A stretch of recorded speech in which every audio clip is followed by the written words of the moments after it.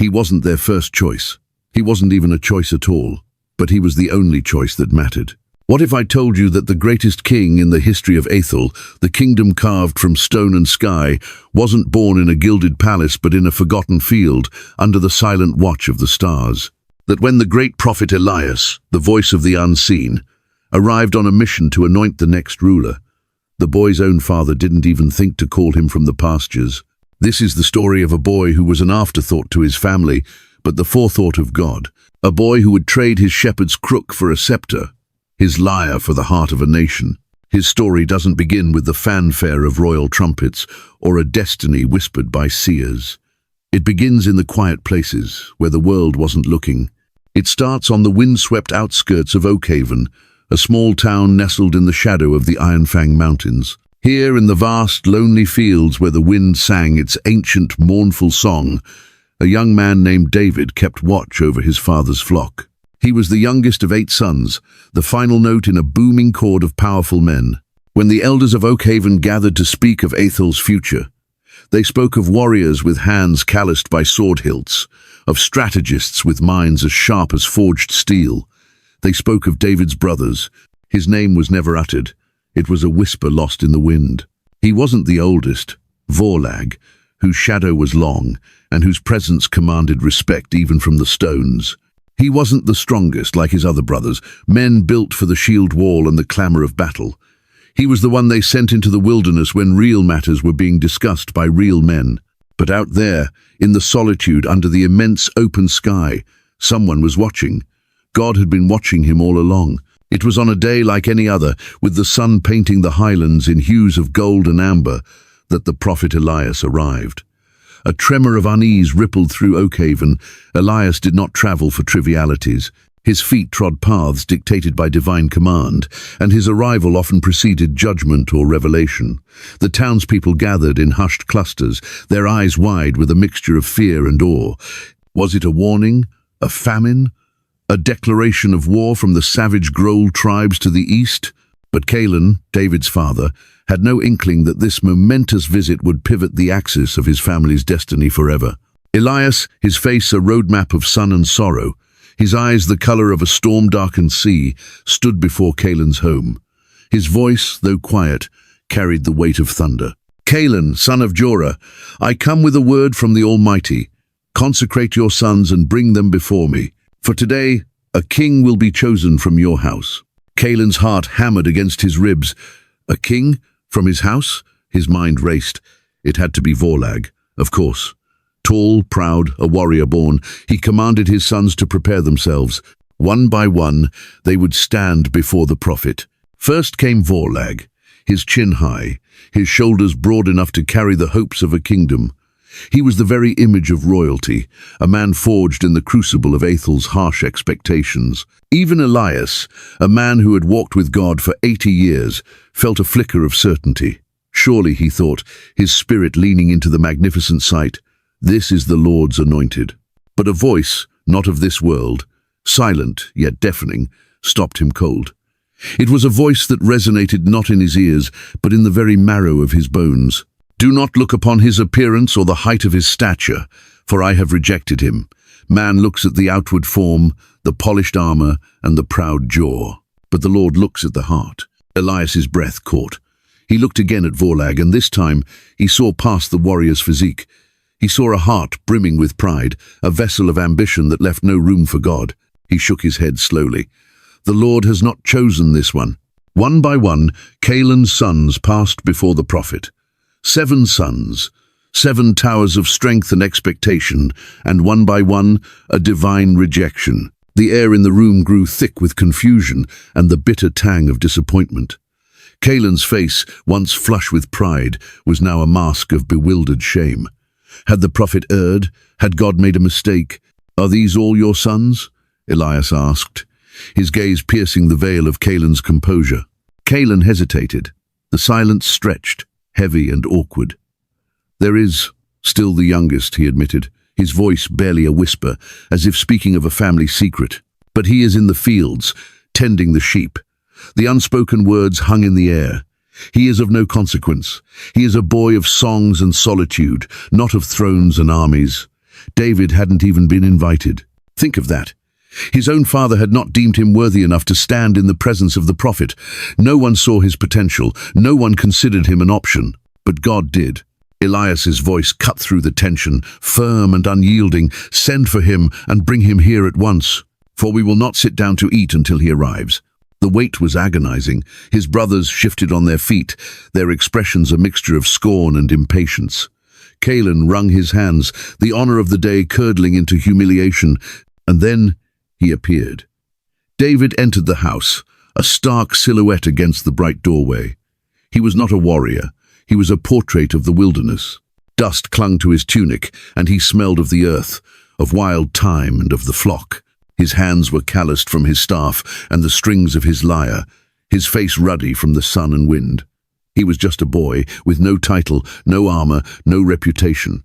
But as he stood there, his eyes clear and unafraid, the voice of God thundered in Elias's soul, a wave of absolute certainty that washed away all doubt. "Rise and anoint him. This is the one." With trembling hands, Elias took the ceremonial horn of oil. He walked toward the forgotten son, the boy no one had seen coming. As the sacred oil cascaded over David's head, running down his dusty hair and onto his shoulders, a profound silence fell over the room.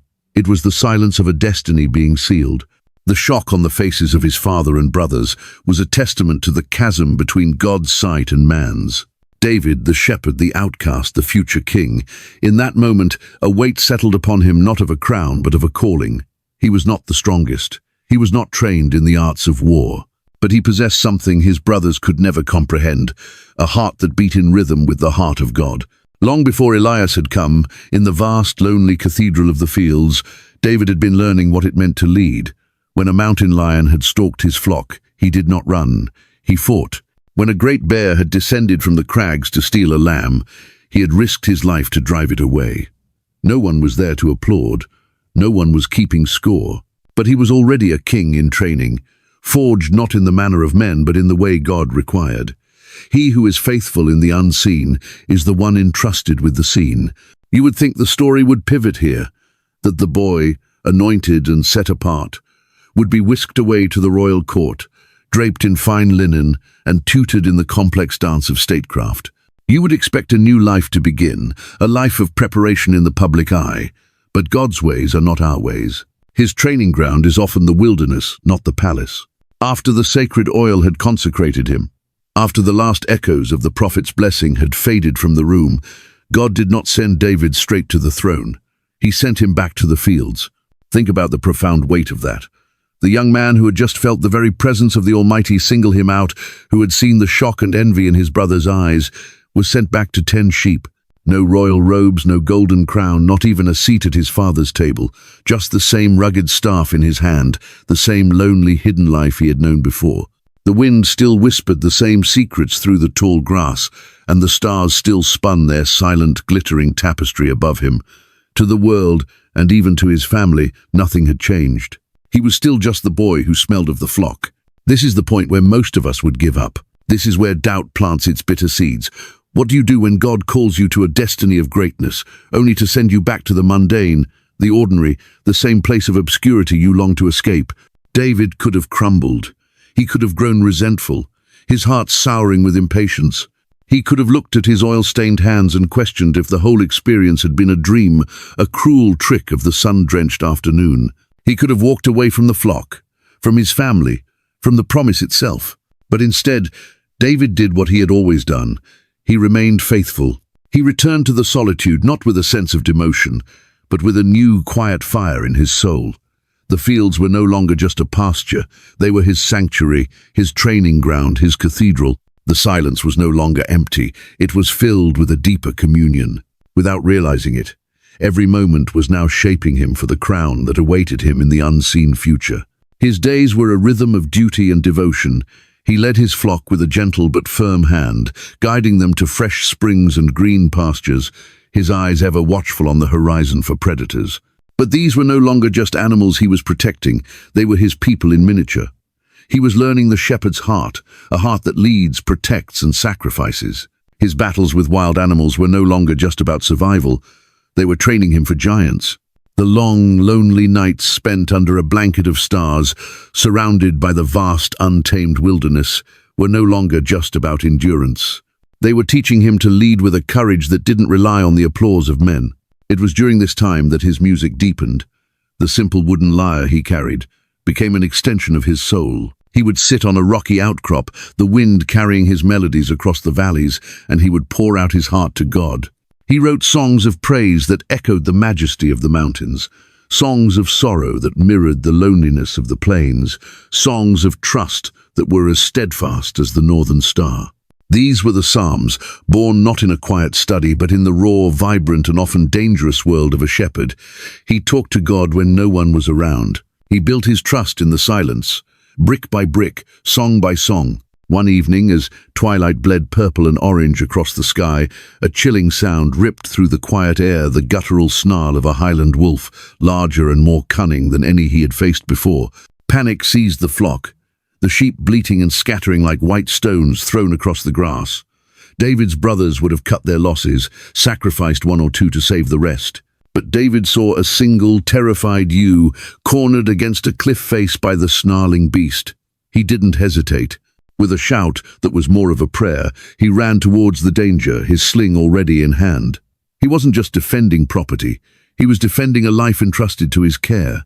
The stone he slung was not just a rock, it was a missile of faith, guided by a hand that had practiced for 1,000 lonely hours. It struck the wolf with a sickening thud, and the beast fell.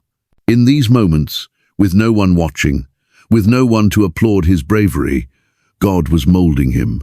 He was being shaped in the unseen places, far from the critical eyes of his family and the political turmoil of the capital. And soon, very soon, the world would see what God had always known. The shepherd boy, forgotten by men, was the king handpicked by God. How many of us feel overlooked, just like David? We stand in the shadows, watching as others are chosen, their names called while we remain behind. We see others step into the light of their calling, while we are still waiting in the silence, tending our own small flocks in obscure fields. We fight battles no one ever sees, we win victories no one will ever celebrate, we pour out our hearts in lonely prayers, wondering if God has forgotten the promise he whispered to our souls. David's story is a blazing testament that God does not forget his anointed. If he has called you, he is preparing you. This season of waiting, this period of being overlooked, is not a punishment. It is your training ground. It is the forge where your character is being shaped, your faith is being tested, and your heart is being aligned with his. The world may overlook you, your family may underestimate you, but the King of the universe never will. He sees what no one else sees. And soon, the time of preparation would come to a close. The quiet shepherd boy, whose greatest conflicts had been with beasts of the wild, was about to be summoned from his obscurity. He would be called to stand before a challenge that had made the entire army of Ethel, a legion of trained and hardened warriors, tremble in their boots. He would come face to face with a giant that no man dared to challenge. Would you have the faith to face a Goliath? Next, we step into one of the greatest moments in history. The boy from the fields meets the monster on the battlefield. The battle that would change everything. The Valley of Elara was a place of suffocating silence. A silence broken only by the whimpering wind and the gnawing sound of fear. For 40 days, this valley, which separated the armies of Ethel from the encroaching hordes of the Groll, had become a theatre of shame. On one side, the soldiers of King Saul, Ethel's chosen ruler, stood frozen, their shields heavy, their spears feeling like useless sticks in their hands. On the other side, the Groll warriors watched with sneering contempt. The source of this paralysis was a single, monstrous figure who stepped forward from the enemy ranks each morning and each evening, his shadow stretching like a death shroud across the valley floor. His name was Goliath, but he was more than a man. He was a monument to terror. He stood nearly 10 feet tall, a mountain of muscle and malice, encased in burnished bronze armor that gleamed like a malevolent star. The plates of his armor were like the scales of some ancient dragon, and his helmet, crowned with a plume of black horsehair, made him seem even more impossibly tall. The spear he carried was thicker than a weaver's beam, its iron head alone weighing more than a normal man's sword and shield combined. He was a walking fortress, an executioner in human form. Every day his voice, a gravelly roar, amplified by the valley's acoustics, thundered across the no-man's land. "Why do you line up for battle like frightened sheep?" he would bellow, his words dripping with derision. "I am a Groll and you are the servants of Saul. Choose a man and let him come down to me. If he is able to fight and kill me, we will become your slaves. But if I kill him, then you will become our slaves and serve us." No one moved. No one spoke. The warriors of Ethel, men who had faced bloody skirmishes and brutal raids, stood rooted to the spot, their courage evaporating under the heat of his challenge. And no one was more terrified than King Saul himself. Saul, the mighty king, the man chosen for his towering height and military prowess, the very man who should have been the first to step forward, knew this was a battle he could not win. He saw the monster, the armor, the spear. He saw an unbeatable foe. His fear was a contagion, spreading through the ranks until the entire army was sick with it. Worst of all, Goliath didn't just mock their strength, he mocked their God. "Where is this unseen one you cower behind?" he would jeer, spitting on the ground. "Is he sleeping? Or is he as terrified as you are? Send me a real fight, or is your God as weak as his army?" And every day the name of God was trampled into the dust of that valley, and no one stepped forward to defend it. Until one day, the shepherd boy arrived. David wasn't supposed to be there. He wasn't a soldier. He had no rank, no armor, no sword forged for war. He was simply an errand boy, sent by his father Caleb to deliver bread and cheese to his 3 eldest brothers on the front lines. He arrived to the familiar scent of fear, a stench that clung to the camp like a foul mist. He saw it in the soldiers' downcast eyes, heard it in their whispered, hopeless conversations. And then he heard it, the voice. Goliath's challenge boomed across the valley, a wave of pure, venomous pride. As the blasphemous words echoed off the rocks, something inside David ignited. It was a holy fire, a righteous anger that burned away any trace of fear. He turned to a group of soldiers cowering near a supply wagon. "Who is this uncircumcised Groll?" he asked, his voice ringing with a clarity that startled them, that he should be allowed to defy the armies of the living God. The soldiers scoffed, a mixture of amusement and pity in their eyes. "Have you seen him, boy?" one of them muttered. "He's not a man. He's a demon from the pit. He would crush you with his thumb." His own brother Vorlag, overhearing him, turned on him with a sneer. "What are you doing here, little brother? Shouldn't you be back with those few sheep in the wilderness? I know your pride and the wickedness of your heart. You came down here just to watch the battle, didn't you? Go home, David. This is a war, not a shepherd's game." But David wasn't looking at Goliath the way they were. They saw a giant too big to fight. David saw a blasphemer too big to miss. Word of the shepherd boy's strange questions and fearless demeanor spread through the anxious camp like wildfire. A boy who wasn't afraid. A boy who spoke of fighting the giant. The rumor was so absurd, so outlandish, that it eventually reached the ears of the king himself. Saul, desperate for any sliver of hope, summoned the boy to his tent. When David stood before him, small and unassuming in his simple tunic, Saul almost laughed. A flicker of hope died in his chest. "You cannot go against this Groll," Saul said, his voice heavy with defeat. "You are only a boy, and he has been a warrior from his youth. He will slaughter you before you can even draw a breath." But David's eyes were not the eyes of a boy. They were fierce, blazing with a conviction that was unsettling. He looked the king squarely in the face. "Your Majesty," he said, his voice steady and strong, "your servant has been keeping his father's sheep. When a lion or a bear came and carried off a sheep from the flock, I went after it, struck it, and rescued the sheep from its mouth. When it turned on me, I seized it by its hair, struck it, and killed it. Your servant has killed both the lion and the bear. This uncircumcised Groll will be like one of them, because he has defied the armies of the living God." He paused, his gaze unwavering. "The same Lord who delivered me from the paw of the lion and the paw of the bear will deliver me from the hand of this Groll." He wasn't boasting, he wasn't bluffing. This wasn't the arrogant pride of a young man seeking glory. This was the unshakable testimony of a man who had spent his life trusting God in the private battles of the wilderness. Now, God was about to make his faith public. A flicker of something, was it hope, or just sheer desperation, stirred in Saul's heart. He looked at the boy, and for a moment he saw not a shepherd, but a flame.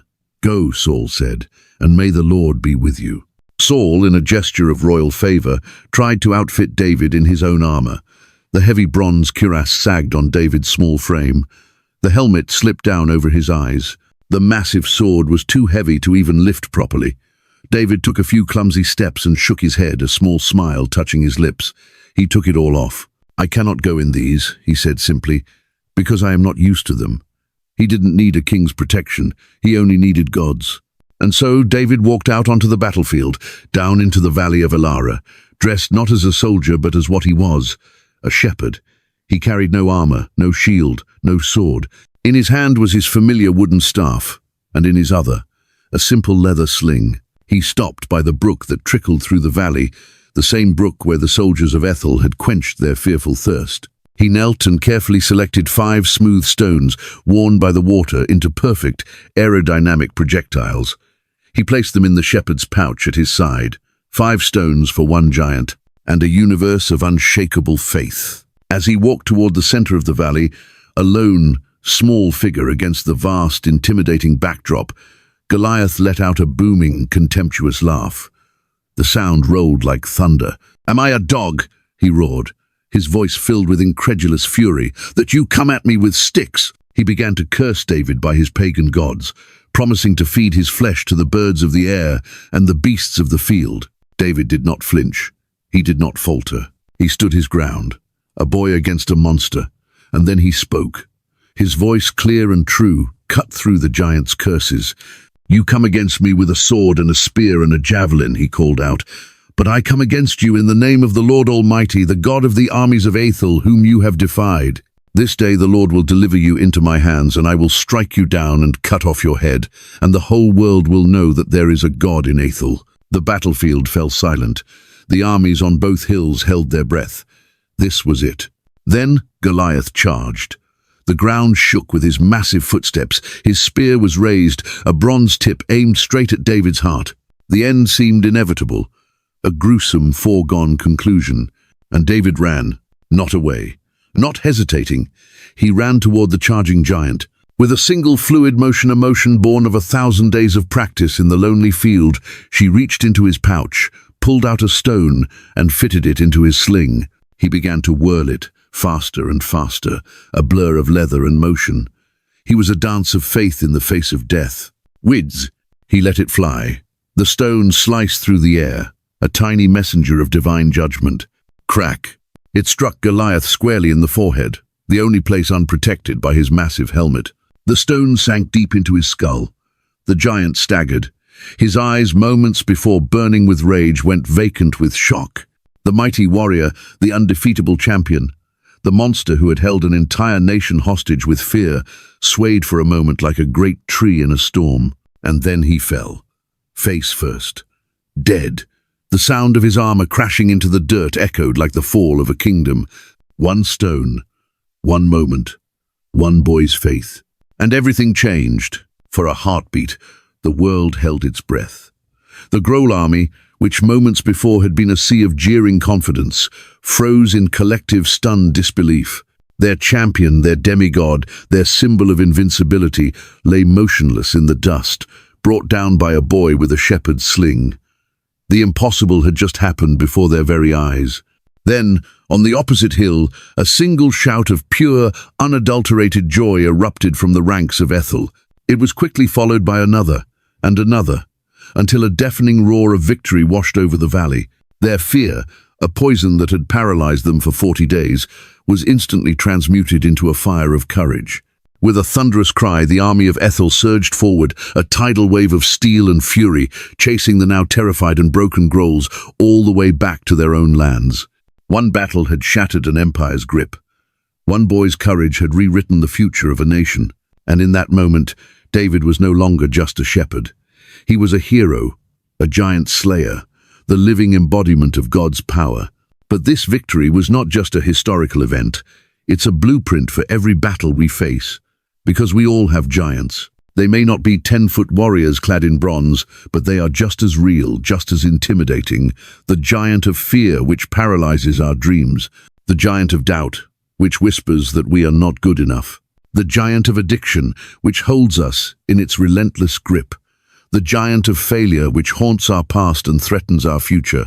And like the army of Ethel, we often stand frozen, convinced that the giant is too big, the battle impossible. David's story thunders across the ages to remind us nothing is impossible with God.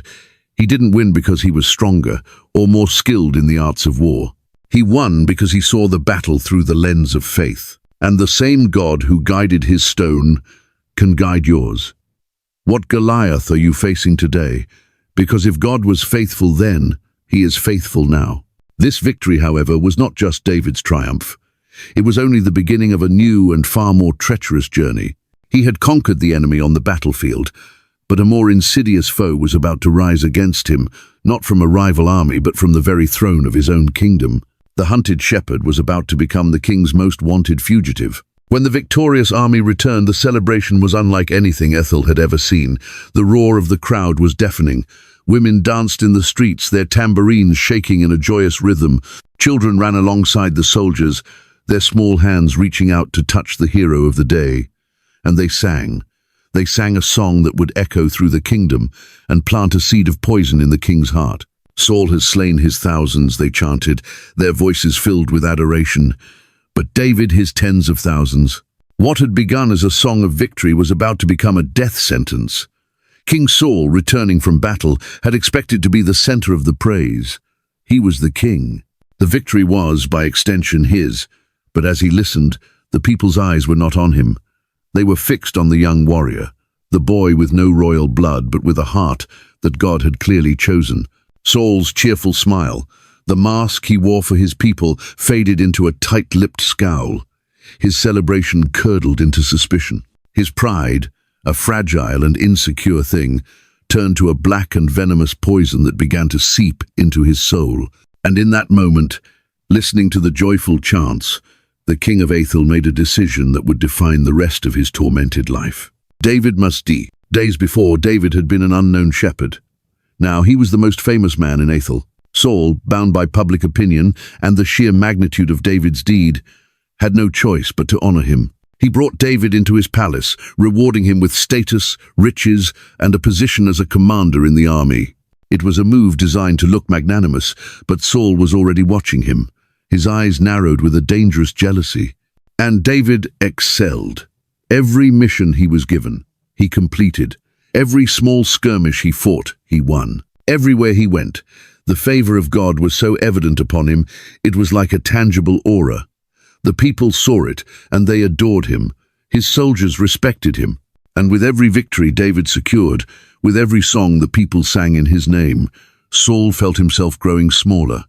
The paranoia took root, its tendrils wrapping around his heart. He has slain his tens of thousands, the words replayed in his mind, a relentless, tormenting drumbeat. What more can he take from me, Saul thought, his mind spiraling into darkness. The only thing left is the throne itself. The moment that should have transformed Saul into a wise mentor instead turned him into a murderer. One evening, as the court gathered in the great hall of the palace, David was playing his lyre. The sweet, calming music filled the cavernous space, the notes weaving a tapestry of peace. The music should have soothed Saul's tormented spirit. Instead, his rage, simmering for weeks, boiled over. Without a word, his eyes fixed on the unsuspecting musician, Saul reached for the heavy spear that always leaned against his throne. David's fingers danced across the strings, his head bowed, lost in the melody, completely unaware of the shadow of death that loomed behind him. Whoosh! The spear flew across the room, a bronze blur of murderous intent, aimed straight at David's heart. Thunk! It buried itself deep into the wooden wall panel just inches from David's head, the shaft vibrating with the force of the throw. David leaped to his feet, his heart hammering, his breath catching in his throat. He stared at the weapon that had nearly ended his life. He turned to see Saul, chest heaving, his eyes burning with a wild, unholy hatred. "I will pin him to the wall," the king muttered, his voice a low, terrifying growl. David didn't wait for a second chance. He ran. He fled the palace, the beautiful notes of his lyre replaced by the frantic pounding of his own heart. Saul, furious at his failure, became consumed by his obsession.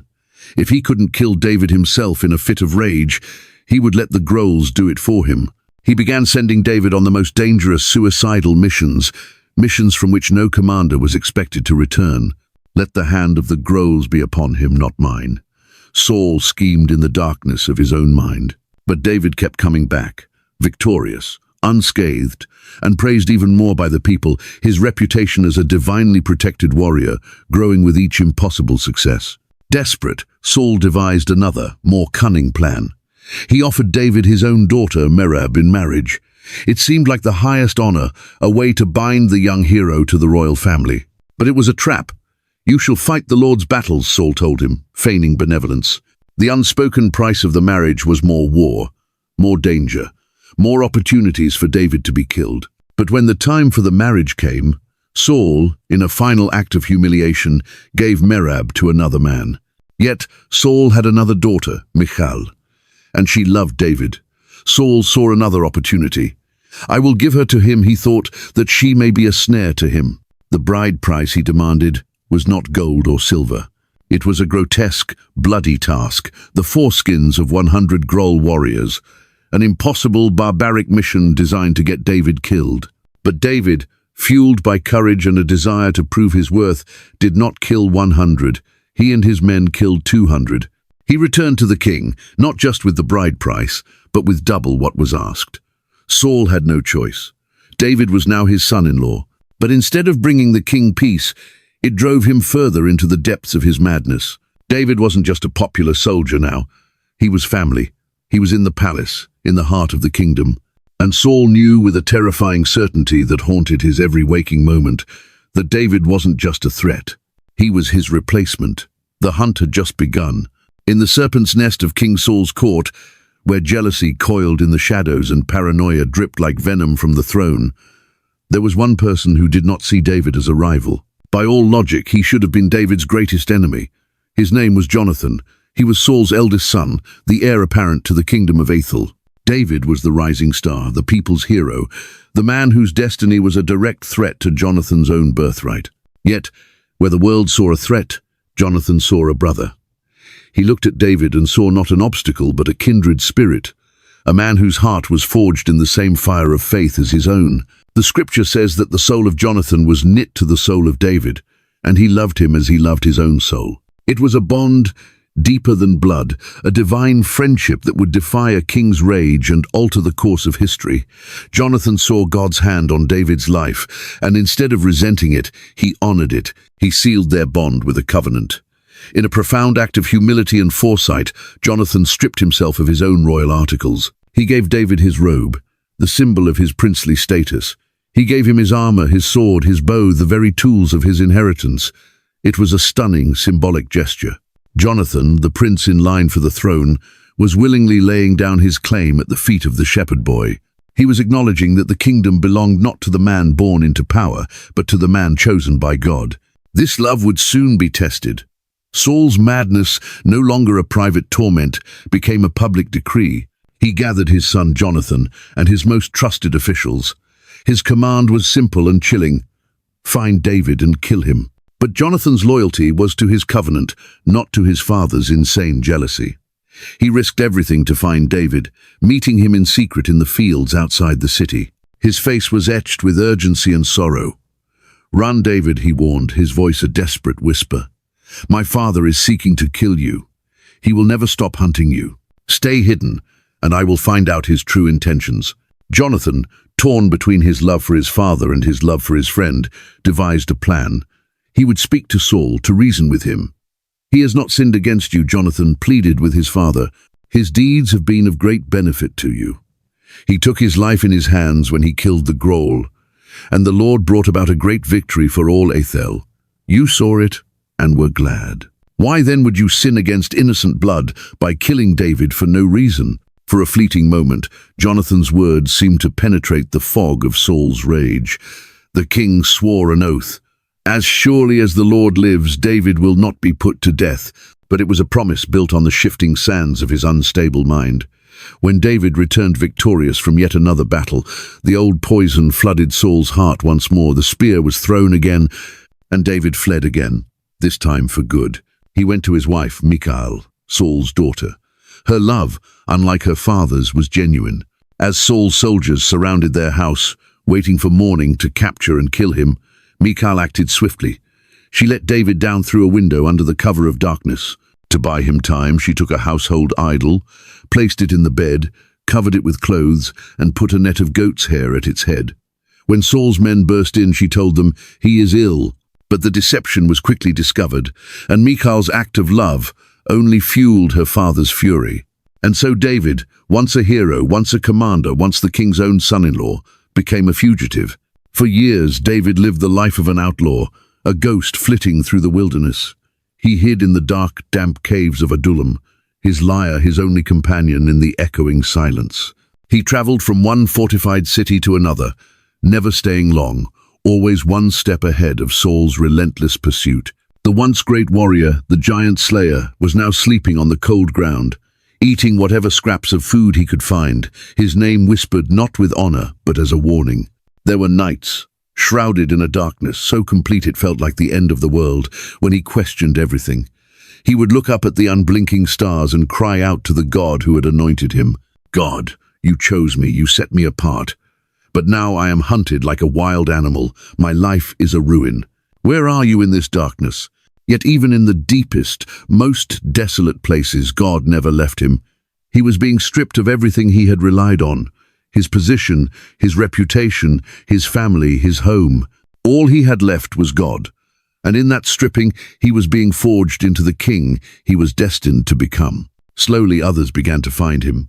His own family, fearing Saul's wrath, joined him in his exile. And then came the outcastmen who were in distress, men who were in debt, men who were discontented.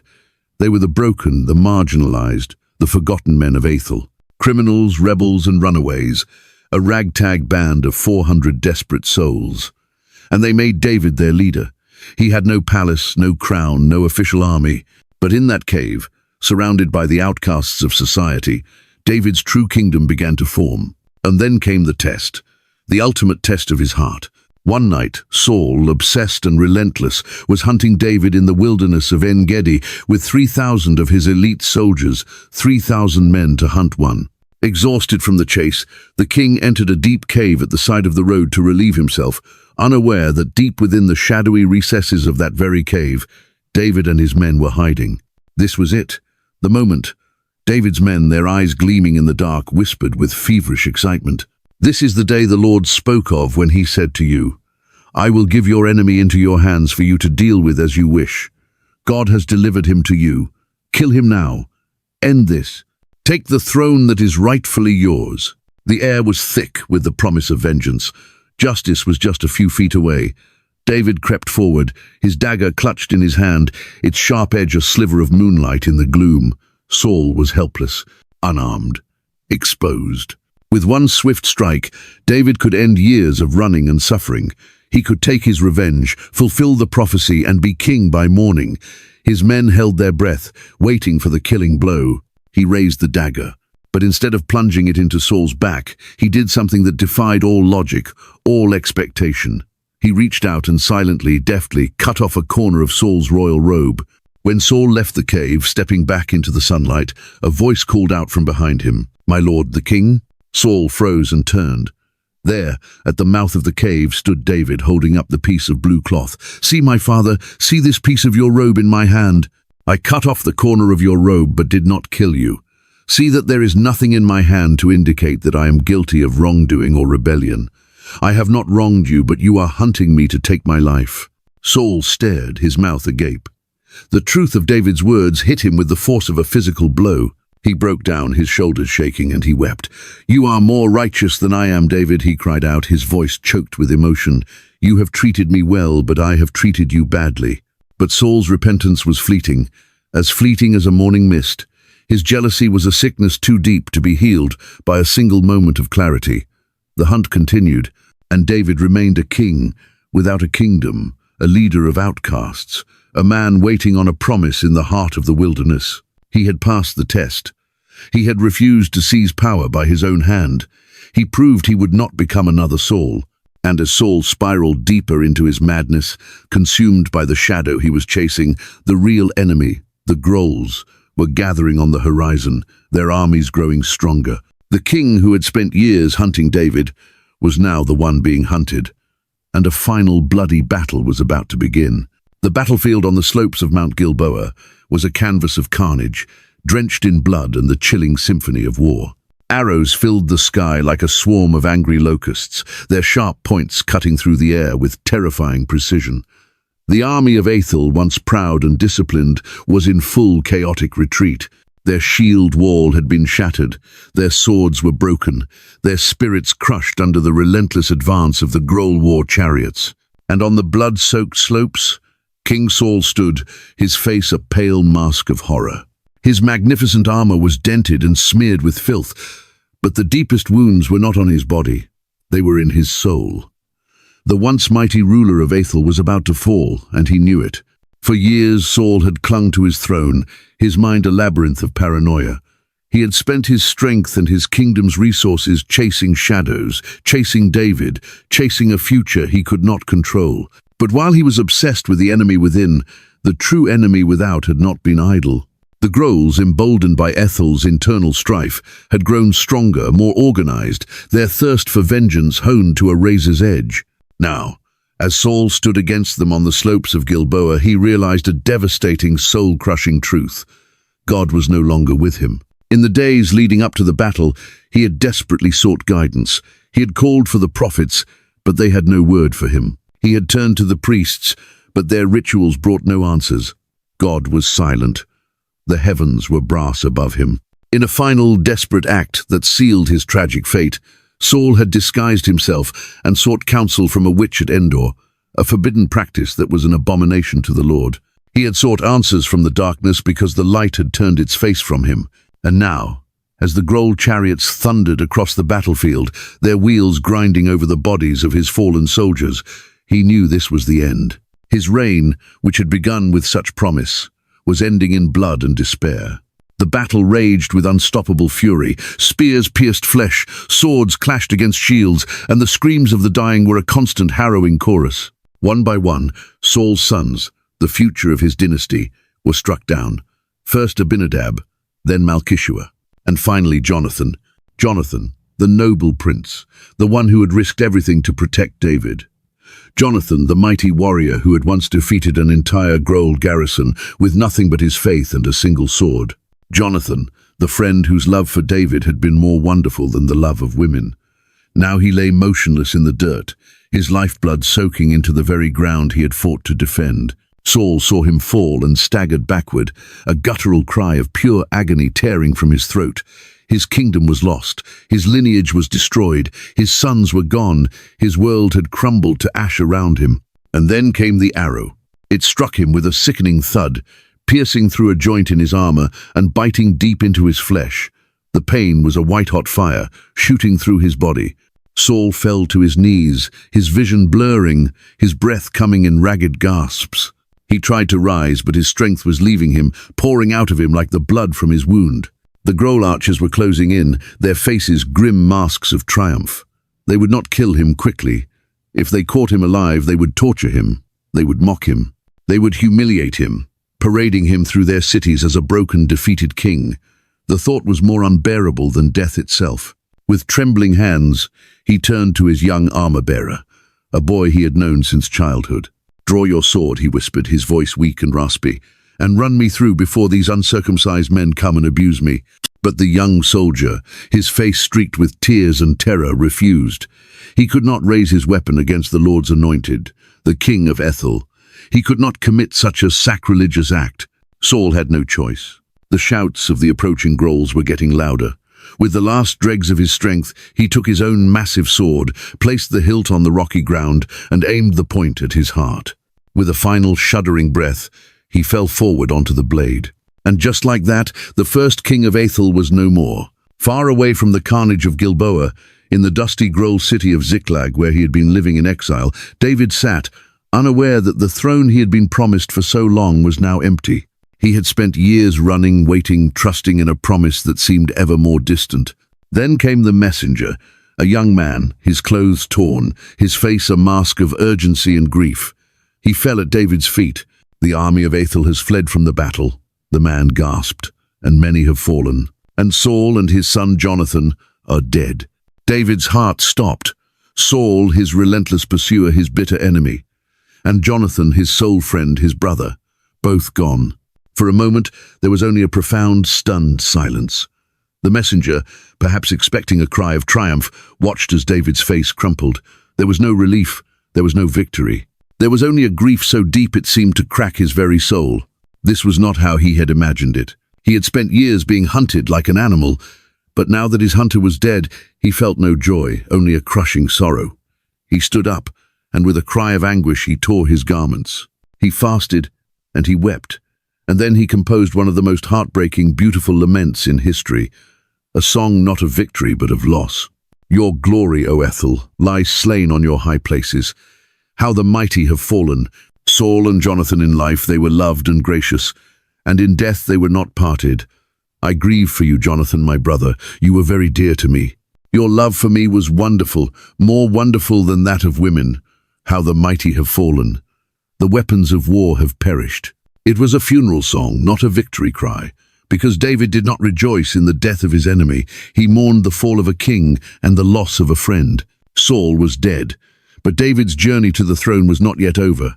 The path was still fraught with peril. Instead of immediately taking his place as king of all Ethel, he was first crowned only over his own tribe of Judah in the southern city of Hebron. Why? Because the ghost of Saul's house still clung to power. Abner, Saul's ruthless and ambitious former general, was not ready to relinquish control. He took Saul's last surviving weak-willed son, Ishbosheth, and made him king over the northern tribes. For 7 long years, Ethel was a nation torn in two, a house divided against itself. A brutal, bloody civil war broke out. It was brother against brother, the house of Saul against the house of David. A period of bloodshed and betrayal. But slowly, inexorably, the balance of power began to shift. David's forces, led by his own cunning and brutal general Joab, grew stronger. Bosheth's power, propped up only by Abner's ambition, began to crumble. The final blow came not on the battlefield, but through treachery. Ishbosheth was a weak king, a pale shadow of his father. When his own commanders saw that the tide was turning irreversibly toward David, they turned on him. One night, 2 of his own officers crept into his chambers and murdered him as he slept. They took his head and ran to David in Hebron, expecting a great reward. But instead of honoring them, David's face hardened with fury. "You have killed an innocent man in his own house, on his own bed," he declared. And just as he had done with the man who had falsely claimed to have killed Saul, David ordered their execution. With Ishbosheth dead, the civil war was finally over. The last remnant of Saul's house was gone. The leaders of the northern tribes of Ethel finally came to David in Hebron, bowing before him. "We are your own flesh and blood," they declared. "Rule over us." And so, in the city of Hebron, after decades of struggle, betrayal, and exile, David was crowned king over all of Ethel. At last, the shepherd boy had become the king, but his story was far from over. His greatest victories and his most devastating failures were still to come. He had not seized power, he had waited for God's timing. The throne was given to him, not by conquest, but by divine appointment. But would he rule wisely? Or would the temptations of absolute power lead him down the same dark path as the king he had replaced? His reign had begun, but the trials of power, war, and sin were only just beginning. The sound of war drums had finally faded. For 7 agonizing years, the kingdom of Ethel had been a fractured land, torn in two by bitter allegiances, haunted by the vengeful ghosts of Saul's tragic legacy. But now, the civil war was over. The last pretender to the throne was dead, and all eyes in the newly reunited kingdom turned toward one man, David, the shepherd who had become a king, the warrior who had never lost a battle, the man who had waited, with excruciating patience, for God's promise to be fulfilled. The nation stood at a crossroads, holding its collective breath. Would David truly be the unifier they so desperately needed? Or would he, like Saul before him, fall victim to the insidious poisons of pride, paranoia, and fear that came with the crown? The answer would not just define his reign, it would change the course of Ethel's history forever. With the northern tribes leaderless and in disarray, their resistance to David's rule collapsed. For years they had stubbornly refused to acknowledge his divine right to the throne, clinging to the fading remnants of Saul's house. But now their supposed king was gone, betrayed by his own men. There was no one left to lead them. And so, one by one, the elders of Ethel's remaining tribes made the long journey to Hebron, the city where David had ruled over Judah. Dressed in solemn robes, they knelt before him on the dusty ground, their heads bowed in submission. They spoke the words that would finally heal the fractured nation. "We are your own flesh and blood," they proclaimed, their voices resonating with a newfound unity. "In the past, even while Saul was king over us, you were the one who led Ethel on its military campaigns. And the Lord has said to you, 'You shall shepherd my people, Ethel, and you shall become their ruler.'" With those words, the kingdom of Ethel was reborn, not divided, not warring against itself, but whole. For the first time since the glorious days of the great judges, the people of Ethel were truly united under one leader. And that leader was David. At 37 years old, a man in the prime of his life, seasoned by years of hardship and tempered by faith, David was crowned king over all of Ethel. He was not just another king in a long line of rulers. He was the first to rule over a truly united kingdom, a man destined to become the greatest monarch Ethel would ever know. And this was just the beginning. David had the throne, but now he needed a capital. Not Hebron, which was deep in the territory of his own tribe, Judah. He needed a neutral center of power, a city that could unite all 12 tribes, a heart for his new kingdom. And he had the perfect place in mind. A city that had been overlooked for centuries, a formidable fortress that sat on the border between the northern and southern tribes, making it the perfect, politically neutral ground. A city so well fortified, so seemingly impregnable, that no army had ever been able to conquer it. The city of Jebus, which would one day be known as Jerusalem. At that time, Jebus was a stronghold of the Jebusites, a fierce Canaanite tribe who had held the city for generations. They were so confident in their impenetrable walls, which rose from sheer cliffs on 3 sides, that when David's army arrived at their gates, they mocked him from the ramparts. Their taunts echoed down the rock face. "You will not get in here. Even the blind and the lame can ward you off." They believed their fortress was unconquerable by sheer force. But David didn't see impenetrable walls. He saw a challenge.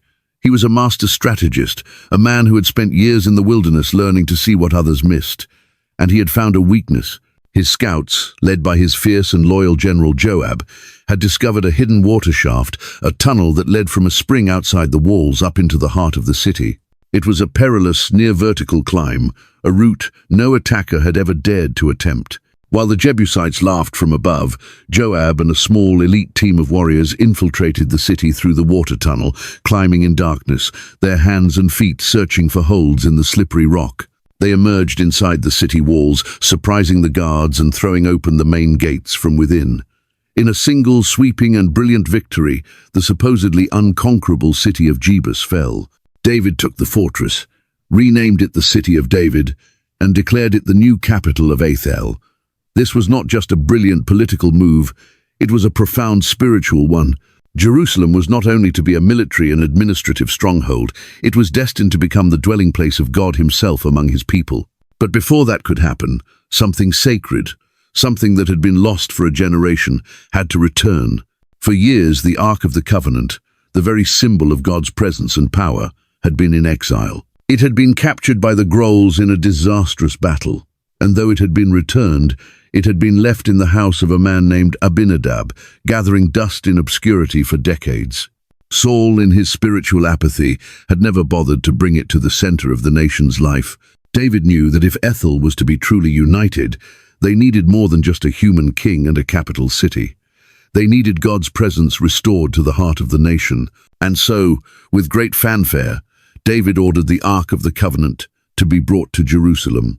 This was not just a ceremonial event, it was a moment that would define his reign, a day of explosive, uninhibited rejoicing. As the procession made its way toward the new capital, the air was filled with the sound of music, trumpets, and shouts of praise.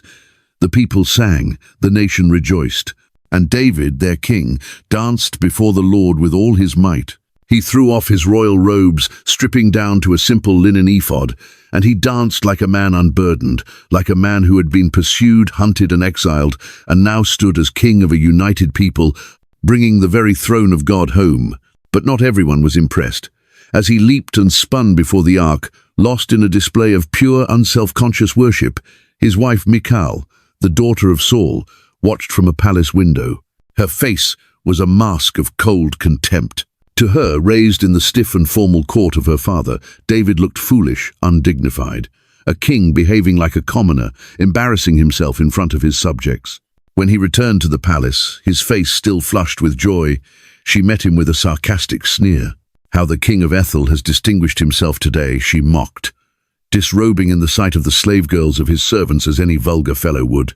The joy vanished from David's face, replaced by a steely resolve. His voice was low but firm. "It was before the Lord that I celebrated," he replied, his eyes flashing. "He chose me rather than your father or anyone from his house. When he appointed me ruler over the Lord's people, Aetherland, I will celebrate before the Lord. I will become even more undignified than this, and I will be humiliated in my own eyes." From that day forward, the scripture tells us, Michal, the last link to the house of Saul, bore no children. It was a quiet, final sign that the legacy of Saul would never continue through her. With the kingdom united, Jerusalem secured, and the Ark of God placed in the heart of the capital, Ethel entered its greatest era, the Golden Age. For the first time in its history, the nation was not at war with itself. David expanded the borders, brought justice to the people, and established a kingdom that would be remembered for centuries. The city of David had become the heart of Ethel. The presence of God had returned. The nation was at peace, and David, the shepherd boy who was once forgotten, was now the greatest king Ethel had ever known. But peace, like a summer storm, never lasts forever. And David's greatest test was not with Goliath, not with Saul, not with the Jebusites. His greatest battle was yet to come. It would be fought not on a battlefield, but on a palace rooftop. A battle with himself. And the sins that followed would shake his kingdom to its very core. The sound of clashing swords, the thunder of war horses charging into battle, the roar of victory echoing across the conquered lands, this was the soundtrack of David's reign. The shepherd boy had become a warrior king, a masterful leader who had never known defeat. Under his command, the armies of Ethel were not just a defense force, they were a conquering juggernaut. With every battle, his kingdom grew, his influence spreading like a wildfire, until Ethel stood as the strongest, most feared nation in the region. But how did he do it? How did he take a divided, war-torn people and forge an empire greater than anything Saul could have imagined? How did he go from a fugitive hiding in caves to a king whose very name struck fear into the hearts of his enemies? The answer lay in his brilliant strategy, his legendary warriors, and above all, his unshakable trust in God. For most of its history, the nation of Ethel had been on the defensive, fighting just to survive against the Canaanites, the Grolls, the Moabites, the Ammonites. Saul had led many battles, but his reign had ended in a catastrophic disaster. His army shattered, his kingdom on the brink of collapse. But when David took the throne, everything changed. For the first time, Ethel was not just fighting to survive, it was fighting to dominate. David understood a fundamental truth of power. A kingdom that is not expanding is seen as weak and will eventually be consumed. So instead of waiting for war to come to him, David brought the war to his enemies. He turned his gaze first toward the Grolls, the ancient tormentors of his people. From the days of the judges to the reign of Saul, they had been Ethel's greatest threat, pillaging their cities, enslaving their people, and crushing their armies. Even David's legendary victory over Goliath had not ended the threat. But David was not Saul. He would not allow his people to live in the shadow of fear. He led his armies to war not just to fight back, but to utterly crush the Groll strongholds once and for all. One by one, their mighty fortress cities fell: Gath, Ekron, Ashdod. The once mighty Groll Empire, a thorn in Ethel's side for centuries, crumbled under David's relentless onslaught, never again to rise as a dominant force. For the first time in generations, Ethel was no longer the oppressed. With the Grolls subdued, David was just getting started. He turned his attention east to the kingdom of Moab. The Moabites had once shown him kindness, offering his family protection while he fled from Saul. But something had changed. Perhaps they had grown arrogant, or perhaps David, in his strategic brilliance, saw their growing strength as a future threat. When David's army descended upon Moab, he did something that sent a brutal, chilling message to the entire region. He had the captured Moabite warriors lie down on the ground and measured them with a length of cord.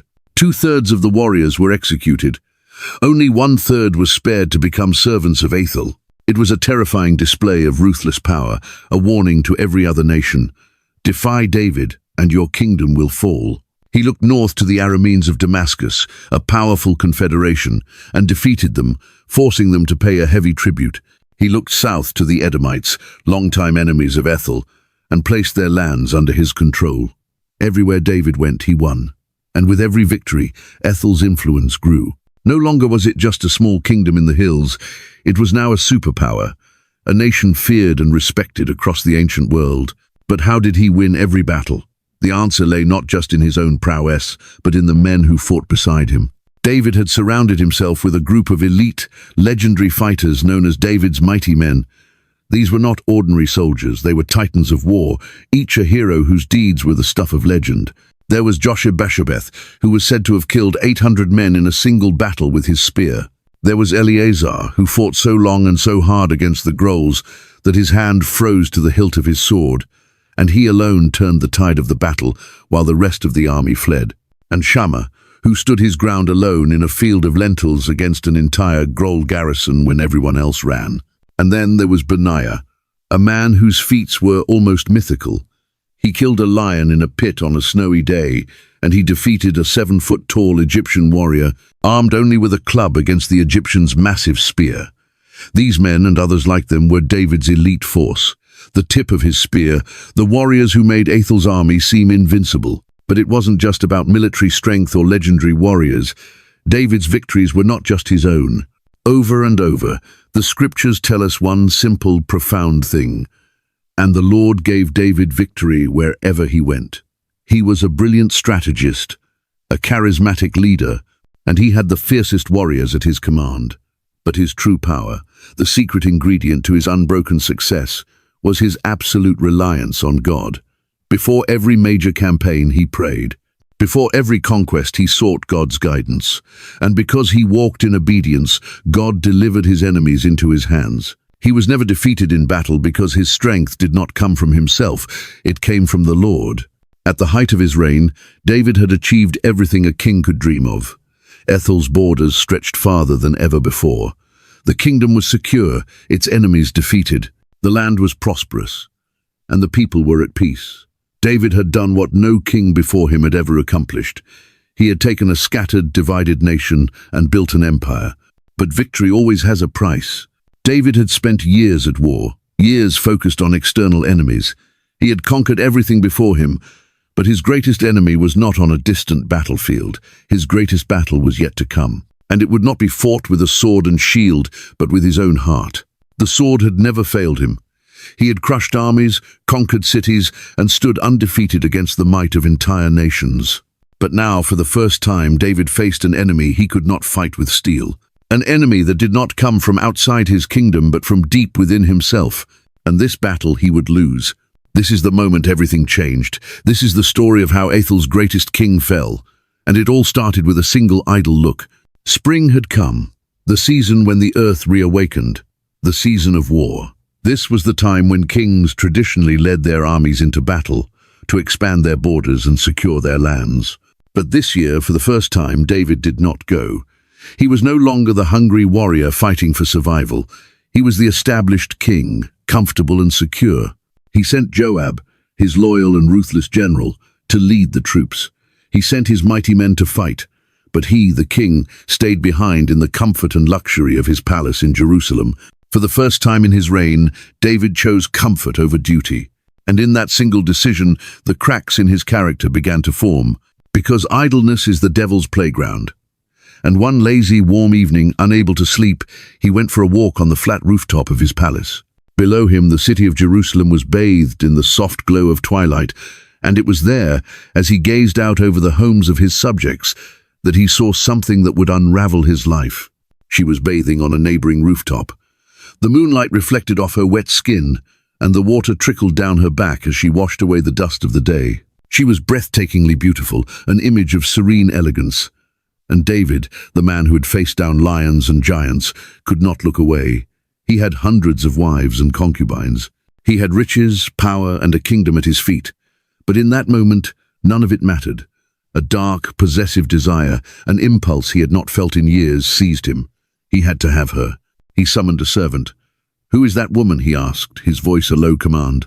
The servant returned shortly. "She is Bathsheba," he reported, "the wife of Uriah the Hittite." The words should have been a bucket of ice water, a stark warning. Married. And not just married to anyone. Uriah was one of his most loyal, most valiant soldiers, one of his mighty men, a man who had fought beside him, who had bled for him, a man who, at that very moment, was out on the battlefield, sleeping on the hard ground and risking his life for his king, while that same king stood on a comfortable rooftop, lusting after his wife. David knew it was wrong. He knew the commandments of the God who had given him everything. But power does something dangerous to the heart. When you can have anything you want, it becomes dangerously easy to believe the rules don't apply to you. The man who had once waited patiently for God's timing now refused to wait for anything. And so David sent his messengers. And that night, he took what was not his. For a few weeks, a fragile silence settled over the palace. The war raged on at the city of Rabbah, and life in Jerusalem continued its rhythmic pace. David submerged himself in the duties of a king, the daily petitions and judgments, perhaps hoping the memory of his transgression would fade like a bad dream. He had taken what he wanted, and in the arrogant solitude of his power, he may have believed the matter was finished. But sin is never a single isolated act. It is a seed, and once planted, it grows in the darkness, its roots twisting and spreading, preparing to break through the surface with devastating consequences. The news came quietly, delivered by a trusted servant of the queen's quarters. The message was for the king's ears only. Bathsheba was pregnant. The words struck David with the force of a physical blow. A cold wave of panic, an emotion he had not felt since the days of running from Saul, washed over him. This was not a private sin anymore. This was a public catastrophe in the making. The timeline would be undeniable. Uriah had been at the front for months. The child could only be his. If the truth came out, his reputation, the very foundation of his moral authority as king, would be shattered. The people would see him not as the divinely appointed ruler, the man after God's own heart, but for what he had become, an adulterer, a man who had betrayed one of his most loyal soldiers in the most intimate and despicable way. And so David, the man who had faced down giants with faith, now turned to deception to fight the consequences of his own sin. He did what many powerful men do when they fall. He tried to cover it up. His first plan was simple, almost elegant in its cunning. He would use Uriah's own honor to mask his own dishonor. He sent a message to the front lines, a royal summons for Uriah the Hittite to return to Jerusalem. He was to report to the king on the progress of the war. Uriah, a man of unwavering loyalty, obeyed immediately. He arrived, dusty and war-weary, and stood before his king. David greeted him like a cherished friend, his face a mask of kingly concern. He asked about the general Joab. He asked about the morale of the soldiers. He inquired about the siege of Rabbah. He acted as if nothing had happened. Then, with a benevolent smile, David gave Uriah a gift of food from the royal table. "Go down to your house and wash your feet," the king said, his voice smooth and gracious. "Rest. Enjoy your time away from the battle. Be with your wife." The command was clear. David's plan was to have Uriah sleep with Bathsheba. That way, when the child was born, everyone would assume it was his. The king's sin would be safely buried beneath a veneer of domestic legitimacy. But David had critically misjudged the man he was trying to manipulate. Uriah was a soldier of impeccable honor and integrity. He left the palace, but he did not go home. Instead, he took his bedroll and slept at the entrance to the king's palace, among the royal servants and guards. The next morning, when David was told that Uriah had not gone home, he was confounded. He summoned him again. "You have just come from a long journey," David said, a note of feigned confusion in his voice. "Why didn't you go home?" Uriah's reply was a blade that cut David to the core, a quiet rebuke that was more damning than any accusation. He stood before his king, his gaze direct and unashamed. "The Ark and Ethel and Judah are staying in tents," he said, his voice firm with principle. "And my commander Joab and my lord's men are camped in the open country. How could I go to my house to eat and drink and make love to my wife? As surely as you live, I will not do such a thing." He would not partake in comforts his comrades could not share. His loyalty to his fellow soldiers was greater than his own desire for comfort. He was a better man than his king. David's plan had failed. The panic intensified. Now his heart already stained with lust and deception, began to grow darker still. He invited Uriah to eat and drink with him that evening.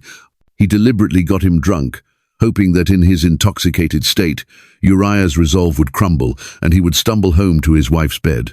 But even drunk, Uriah's honor held. He again spent the night with the king's servants. The cover-up had failed. David was trapped. The seed of lust had sprouted into a weed of deception, and now that weed was about to flower into the ultimate sin, murder. There was only one way to silence the problem permanently. Uriah had to die. The next morning, with a cold, calculated heart, David wrote a letter. It was a sealed order, a death sentence. And in an act of breathtaking cruelty, he handed the sealed letter to Uriah himself. Uriah, the man who trusted his king completely, the man who had just refused to betray his comrades, became the unknowing messenger of his own execution. He took the letter, bowed to his king, and began the long journey back to the battlefield, carrying the instrument of his own death in his hands. The letter was addressed to the general Joab. Its contents were precise and brutal. Put Uriah at the front of the line where the fighting is fiercest. Then, when the battle is joined, pull back from him so that he will be struck down and die. At the siege of Rabbah, Joab, a man ruthlessly loyal to his king no matter the command, read the orders. He knew what it meant. This was no military strategy. This was a royal assassination. But his job was not to question. It was to obey. He followed the king's command to the letter. He identified the most heavily defended, most dangerous section of the city wall. And he sent a small detachment, with Uriah the Hittite at its head, to assault it. It was a suicide mission. As Uriah and his men charged forward, arrows raining down from the walls, the rest of the Ethelite soldiers on Joab's signal suddenly withdrew. Uriah was left alone, exposed, surrounded. Spears pierced his flesh, swords cut him down. And just like that, Uriah the Hittite, a man of honor, a mighty man of Ethel, a loyal soldier betrayed by the king he served, fell dead in the dust before the walls of Rabbah. When the news of Uriah's death reached Jerusalem, David breathed a sigh of calculated relief. The problem was gone. The obstacle had been removed. He observed the customary brief period of mourning for a fallen soldier, and then he sent for Bathsheba and brought her into his palace. He took her as his wife. And for a time, in the quiet, insulated world of the palace, he thought he had gotten away with it. The adultery was hidden. The murder was concealed. The woman was his. But God had seen everything. He had seen the lustful look from the rooftop. He had seen the deception, the betrayal, and the cold-blooded murder. The God who had rejected a king for a small act of disobedience would not be silent in the face of such monumental evil. David thought the story was over. In reality, the judgment was just about to begin, and it would come in the form of a simple story from a man who feared God more than he feared any king. Months passed. The child was born a son. In the confines of the royal palace, a semblance of normalcy returned.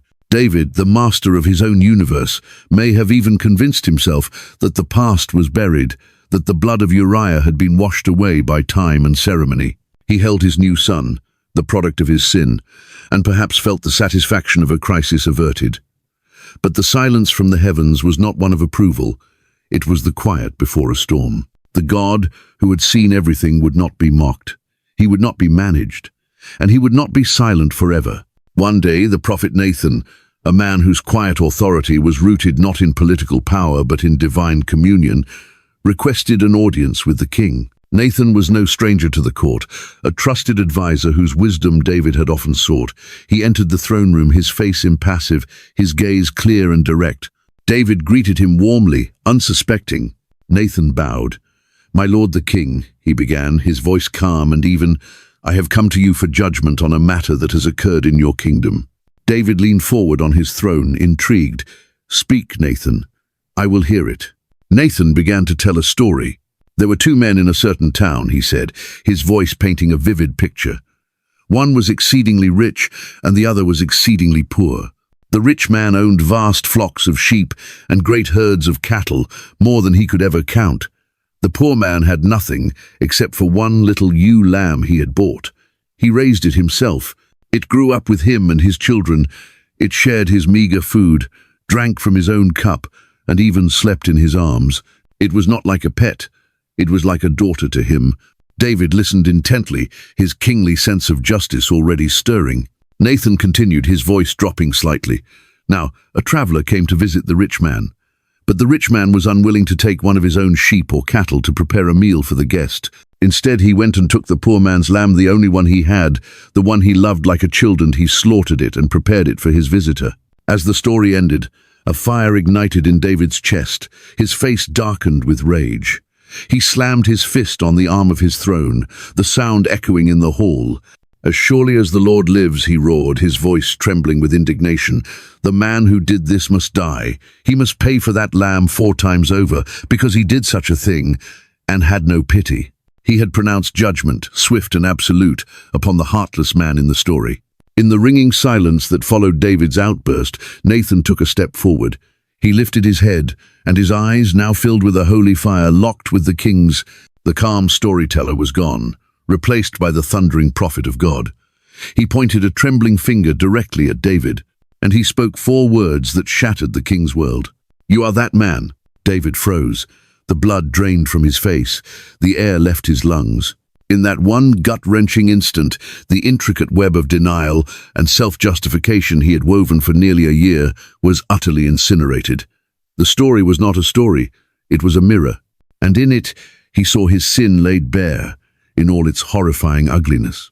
He was the rich man, with hundreds of wives and concubines. Uriah was the poor man, with only one beloved wife. David had taken the one thing precious to his loyal soldier, and he had done it without pity. Nathan's voice rose, filled with the weight of divine judgment. "This is what the Lord, the God of Ethel, says. I anointed you king over Ethel. I delivered you from the hand of Saul. I gave you your master's house and your master's wives. I gave you all of Ethel and Judah. And if all this had been too little, I would have given you even more. Why then did you despise the word of the Lord by doing what is evil in his eyes? You struck down Uriah the Hittite with the sword and took his wife to be your own. You killed him with the sword of the Ammonites." Every word was a hammer blow, dismantling the fortress of David's pride. He had nowhere to hide. Then came the consequences. "Now, therefore," Nathan declared, his voice resonating with the finality of a divine decree, "the sword will never depart from your house, because you despised me and took the wife of Uriah the Hittite to be your own." The prophet continued, outlining a future filled with a terrible poetic justice. The evil would rise not from his enemies, but from within his own household. His own family would be torn apart by violence and betrayal. The sins he had committed in secret would be paid for in public, for all of Ethel to see. And finally, the most immediate, heart-wrenching judgment. "The son born to you will die." The proud, defiant king was gone. In his place was a broken man. David slid from his throne, collapsing to the floor in a heap of shame and sorrow. There were no excuses, no justifications, no blaming Bathsheba or the circumstances. He looked up at Nathan, his face wet with tears, his voice a choked whisper. "I have sinned against the Lord." Nathan's expression softened. The prophet's hard duty was done. Now came the word of grace, a grace as staggering as the judgment. "The Lord has taken away your sin," Nathan said quietly. "You are not going to die. But because by doing this you have shown utter contempt for the Lord, the son born to you will die." David repented. He fell to the ground and he wept and prayed before God. When the child became ill, David fasted and lay on the ground all night, pleading with God, begging for mercy for the innocent child. He, the guilty one, was willing to do anything to avert the consequences from falling on his son. But the damage had been done. The word of the Lord had been spoken. On the 7th day, the child died.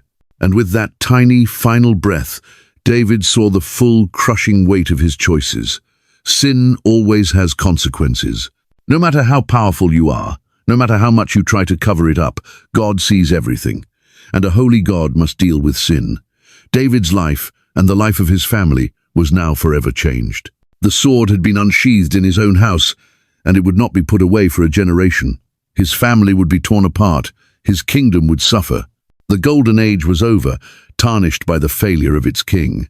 But even in the midst of this devastating judgment, a sliver of mercy remained. For after their period of mourning, David and Bathsheba would have another son, and this child they would name Solomon. He would be the future king of Ethel, the one chosen by God to build a magnificent temple. A living, breathing reminder that even when we fail, even when we fall into the deepest, darkest pits of our own making, God can still redeem. He can still bring his purposes to pass through broken, repentant people. But the scars would remain. David's worst days were still ahead of him. The kingdom he had built with his strength was about to begin crumbling, not from without, but from within, because of the sin that now ran like a poison through the veins of his own family. Powerful armies had risen against David before, Groll giants, Moabite raiders, the legions of a mad King Saul. But now for the first time the enemy was his own blood. The enemy was in his own home. The sword that the prophet Nathan had spoken of was not a foreign blade. It was a dagger sharpened by lust, betrayal, and a father's tragic inaction. And it was about to be plunged into the heart of his family. David, the warrior king, the mighty ruler of Ethel, would now become a fugitive once again. Not running from a jealous monarch, not hiding from foreign invaders, but fleeing in shame and sorrow from his own beloved son. This is the tragedy of David's later years, a time when his greatest battles were not fought on a field of honor, but within the gilded, poisoned walls of his own palace. And it all started with one horrific crime that fulfilled the first part of God's judgment. David had many sons, a testament to his power and a source of his pride. The oldest, born to him in Hebron, was Amnon. As the firstborn, he was the crown prince, the heir apparent, expected to one day sit on the throne of Ethel. But Amnon's heart harbored a dark, twisted desire. His obsession was not with power or with the welfare of the kingdom, but with his own half-sister Tamar. Tamar, David's daughter by another wife, was beautiful, virtuous, and intelligent. And Amnon wanted her. He burned with a lust so intense, so all-consuming, that he made himself physically ill over it. He wasted away, his waking thoughts and feverish dreams filled with her. But she was a virgin princess, protected and out of his reach, untouchable. Until one day, Amnon's cousin Jonadab, a man described as very shrewd, a master of manipulation and cunning, saw his friend's lovesick despair and gave him a wicked plan. "Pretend to be sick," Jonadab whispered, his advice a serpent's hiss. "When your father, the king, comes to see you, ask him to send your sister Tamar to your chambers to prepare some food for you. Tell him you will only eat if it comes from her hand." David, a father blinded by a love that often overlooked the faults in his children, was unaware of the darkness coiling in his eldest son's heart. He saw only his sick, pining son. He agreed. He sent Tamar to her brother's quarters to bring him food and care for him. She came with a sister's kindness, with an innocent heart, bringing freshly baked bread to her sick brother. But when she entered his private chambers, the trap was sprung. Amnon seized her. "Come, lie with me, my sister," he demanded, his voice thick with a lust that had festered into madness. Terrified, Tamar pleaded with him. "No, my brother, don't force me. Such a thing should not be done in Ethel. Don't do this wicked thing. Where could I get rid of my disgrace? And what about you? You would be like one of the wicked fools in Ethel. Please, speak to the king. He will not keep me from you." She tried to reason with him, to appeal to his honor, his status, his love for his family. But he would not listen. He was stronger than she was, and he overpowered her. He forced himself upon her. And when his violent, selfish passion was spent in a sickening and twisted turn, his lust instantly curdled into a venomous hatred. The woman he had craved moments before, he now despised. "Get up! Get out!" He spat at her, his voice dripping with contempt. Tamar, humiliated, violated, and weeping, her world shattered, pleaded again. "No, my brother," she cried, "sending me away now is a greater wrong than what you have already done to me." To be cast out like this was to be publicly branded as ruined. But Amnon would not listen. He called his servant and ordered, "Get this woman out of my sight and bolt the door after her." He threw her out like she was garbage. Tamar, in her profound grief, tore the ornate, long-sleeved robe she wore, the symbol of her royal virginity. She put ashes on her head and went away, weeping aloud. She was never the same again. She lived out the rest of her days in shame and seclusion, in the house of her full brother, Absalom. But perhaps the most shocking part of this horrific story is what happened next. David heard about it, and the scripture says he was furious, but he did nothing. He did not punish his firstborn son. He did not bring justice for his violated daughter. His love for his heir, or perhaps the guilt of his own past sin, paralyzed him. His failure to act was a catastrophic moral failure, a silent endorsement of evil that would allow the poison to spread. Tamar's full brother, Absalom, was not paralyzed. He was consumed by a cold, patient fury. For 2 full years he waited. 2 years he watched as his rapist brother Amnon went unpunished, walking freely in the king's court. 2 years he saw his father do nothing, allowing the wound in their family to fester and rot.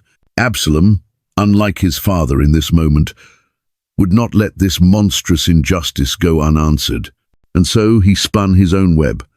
One day he invited all of the king's sons, including Amnon, to a great sheep-shearing festival he was hosting. It was a time of celebration. Amnon came, unsuspecting, laughing and drinking, and when the time was right, when Amnon's heart was merry with wine, Absalom gave the signal to his servants. "Strike Amnon! Kill him! Don't be afraid. I have given the order." Amnon was struck down in cold blood. The heir to David's throne was dead, murdered at the command of his own brother. In the ensuing chaos, Absalom fled into exile. For 3 years, he lived as a fugitive, until David, his anger faded, and his heart aching for his handsome son, finally allowed him to return to Jerusalem. But even then, the reconciliation was incomplete. For 2 more years, David refused to see his son's face. The tension boiled just beneath the surface, a toxic stew of unresolved grief, anger, and betrayal. And in those years of silent treatment, Absalom's heart hardened completely. He had sought justice and in his mind had been punished for it, while the original crime went ignored. He began to see his father not as a grieving parent, but as a weak and unjust king. And soon Absalom, the avenger, would rise up against his father in the most devastating way imaginable. Absalom had everything a usurper needed. He was young, charismatic, and devastatingly handsome. The scripture notes his magnificent heavy hair, and the people loved him. For 4 years, he worked behind the scenes, a master of political theater. He would position himself at the city gates, the ancient place of judgment. He would meet the people of Athol who came seeking the king's justice, listen to their complaints with feigned sympathy, and tell them, "Look, your claims are valid and right, but there is no representative of the king to hear you." Then he would add, "If only I were appointed judge in the land. Then everyone who has a complaint or case could come to me and I would give them justice." He won their hearts. He stole their loyalty, slowly, methodically, turning them against their king. Until one day Absalom made his move. In Hebron, the very city where David had first been crowned, he had the trumpets blown and declared himself king. And to David's absolute horror, the conspiracy gained strength, and the people followed Absalom. The unthinkable had happened. The sword had turned. David's own flesh and blood had stolen the throne. And the worst part? David, the great warrior, had no choice but to flee. The king, who had conquered armies, now ran for his life from his own son, escaping Jerusalem barefoot and weeping, hiding in the wilderness just as he had done as a young man running from Saul. History had repeated itself, but this time the pain was infinitely deeper. Because this time, the enemy who held the spear was his own son.